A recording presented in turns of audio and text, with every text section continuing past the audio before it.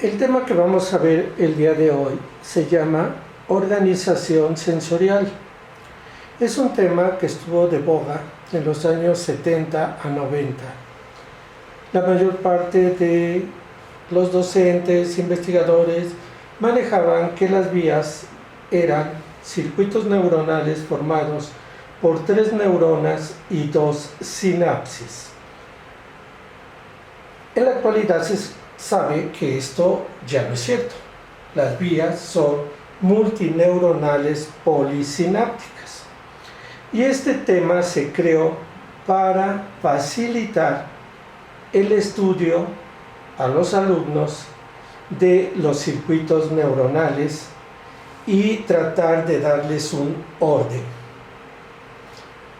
Vamos a manejarlo el día de hoy, ya con algunas consideraciones más actualizadas. En este diagrama es el diagrama de la organización sensorial. Antes era más simple. Antes se hablaba de que todas las vías se iniciaban en un receptor y terminaban en corteza cerebral para hacer conciencia de los estímulos que llegan ahí, o en corteza cerebelar para toda aquella actividad de tipo involuntaria. Se decía que había una neurona periférica, una neurona central que generalmente iba de médula o tallo hacia tálamo. Aquí se establecía una segunda sinapsis en tálamo, en dectum o en cerebelo, y una tercera neurona que va de tálamo a corteza cerebral. El esquema general sigue siendo igual. Sin embargo, cada vía, cada descubrimiento hace que los circuitos se hagan más complejos.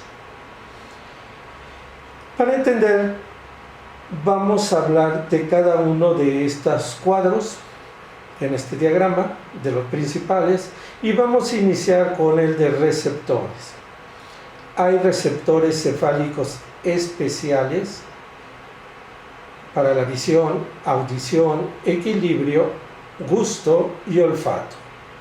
Para la visión conocemos conos y bastones, para la audición células ciliadas del órgano de Corti. Para el equilibrio están las crestas y máculas que reciben sentido de gravedad y movimiento y aceleración lineal. El gusto, las células ciliadas de los corpúsculos gustativos, y para el olfato, las células bipolares de la mucosa olfatoria. Los esteroceptores, propioceptores y visceroceptores generales los ubicamos en todo el cuerpo, en estructuras cefálicas, en tronco y extremidades, y generalmente están relacionados con estímulos que podemos captar en cualquier parte del cuerpo, diferente a los especiales. ¿Qué estímulos son los que vamos a manejar? Los estímulos de dolor y temperatura, los de tacto y presión, los propioceptivos y los visceroceptivos. En este cuadro ustedes verán cada uno de los receptores histológicos que manejan esta información. Recordemos que para los fisiólogos generalmente no manejan esta clasificación. Ellos hablan de fibras del grupo A, del grupo B o del grupo C. Algunos hablan de fibras tipo 1, 2, 3 o 4. Y algunos los manejan con fibras con terminología del alfabeto griego, alfa, gamma, delta. Esto lo vimos en el primer parcial. Si nosotros pasamos al siguiente cuadro, vemos que los receptores pueden enviar información a la médula espinal. En la médula espinal existen láminas medulares, que antes se les llamaban núcleos. El asta posterior es la que recibe toda la información que penetra médula. Tiene 6 láminas.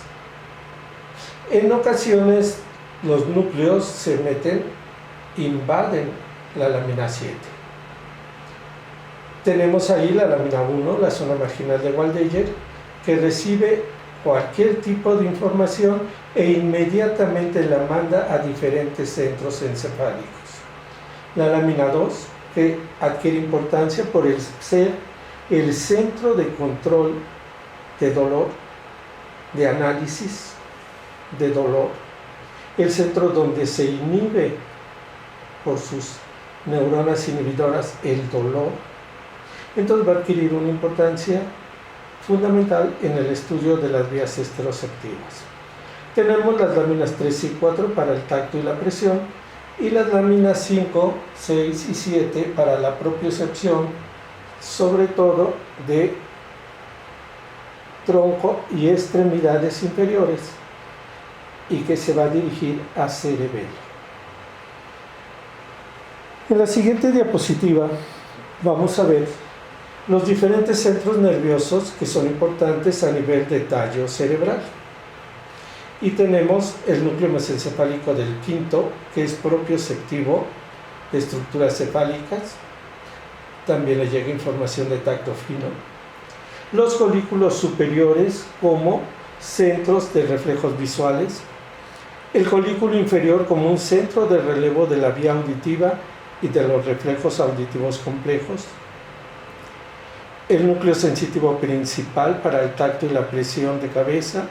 Los núcleos cocleares para la audición, los núcleos vestibulares para el equilibrio, el núcleo del haz solitario que tiene dos porciones, una rostral y una caudal, la rostral para el gusto y la caudal para la viscerocepción, el núcleo espinal del quinto que recibe toda la información de dolor y temperatura de estructuras del macizo facial, el núcleo grácil para la propiocepción consciente porque la va a mandar a corteza cerebral, claro, haciendo relevo en tálamo, ¿sí?, de la mayor parte del tronco y extremidades inferiores.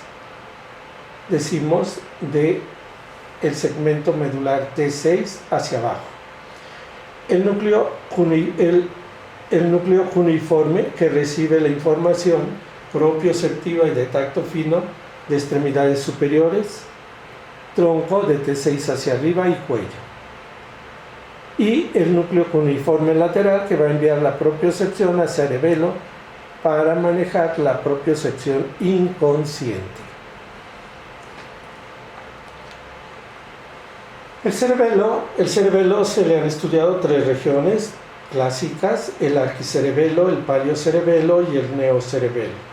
El arquicerebelo formado por el nódulo, el flóculo, su núcleo fastigiado, y recibe información fundamentalmente de sentido de gravedad, movimiento y aceleración angular a través de la vía vestibular.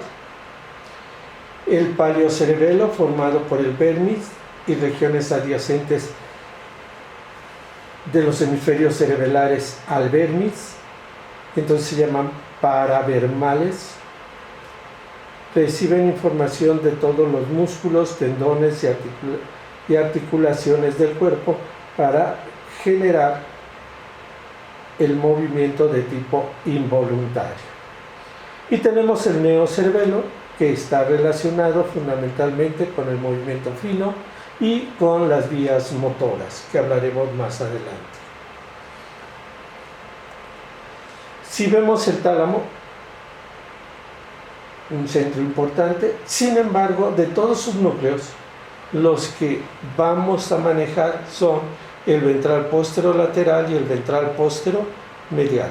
El ventral posterolateral recibe información esteroceptiva y propioceptiva de tronco y extremidades a través de fascículos como son el espinotalámico lateral, el espinotalámico anterior, el menisco medial, ¿sí?, para la propiocepción consciente. El núcleo ventral posteromedial va a recibir la misma información, pero de estructuras cefálicas, fundamentalmente a través del menisco trigeminal, y también va a recibir información de tipo gustativa proveniente del núcleo del haz solitario.